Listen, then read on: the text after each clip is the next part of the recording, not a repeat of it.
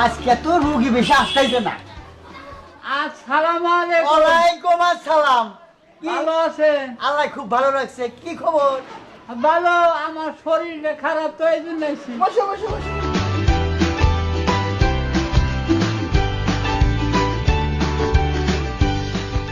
কি কি হয়েছে?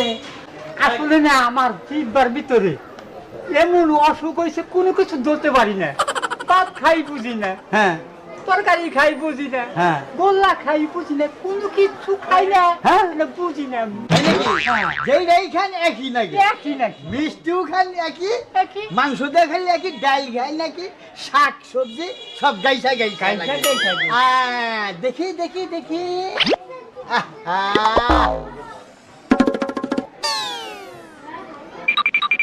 রাখো রাখো।